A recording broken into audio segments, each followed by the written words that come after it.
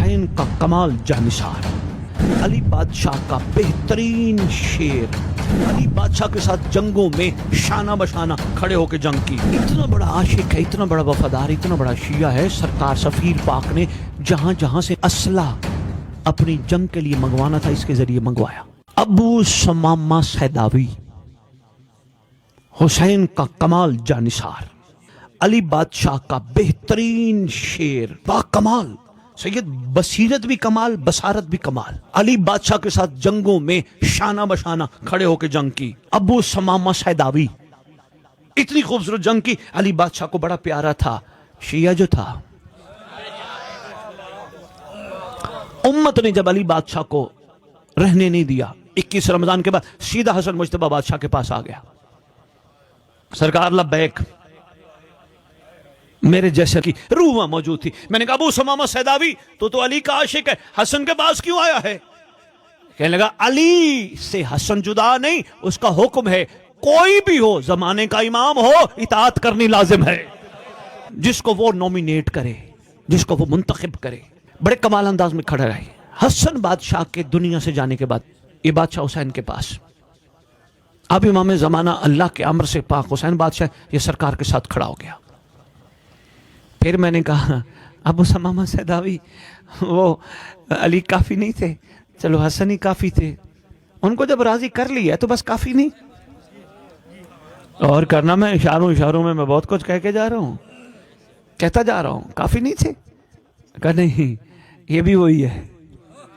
اگر اللہ مجھے علی کے دور میں اٹھا لیتا تب میرے لیے حجت تمام ہو جاتی، اگر اللہ مجھے حسن بادشاہ کے دور میں اٹھا لیتا میرے لیے حجت تمام ہو جاتی، مگر اللہ نے مجھے زندگی دی ان کا صدقہ، پھر جو بھی امام زمانہ ہے میں تو اسے لبیک کہوں گا۔ حضور یہ کوفے میں ہے، جناب مسلم نقیل علیہ السلام سفیر پاک پہنچے کوفے بادشاہ، اتنا بڑا عاشق ہے، اتنا بڑا وفادار، اتنا بڑا شیعہ ہے، سرکار سفیر پاک نے جہاں جہاں سے اسلحہ اپنی جنگ کے لیے منگوانا تھا اس کے ذریعے منگوایا، ابو ثمامہ سیداوی کے ذریعے۔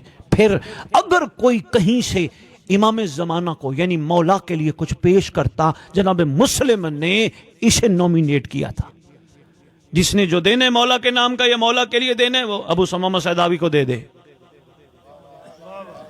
حضور قابل بھروسہ ہوتا ہے نا، قابل اعتبار ہوتا ہے۔ جب معاملات حالات ایسے بنے، سفیر پاک شہید ہو گئے، کربلا پہنچ گیا، کیفیت کیا ہے؟ ادھر بھی امام حسین علیہ السلام کے سارے جانثاروں کو کہتے اپنے اپنے اسلحے مجھے دو، میں تیز کروں گا، میرا سردار اکیلا ہے، میں تیز کروں۔ بھرپور تیز کیا، رات کو بیٹھے تیز کر رہے، شب عاشور ہے، اچانک فوج اشکیا میں، بدبختوں کی فوج میں سے ایک شخص گھوڑے پہ نکلا۔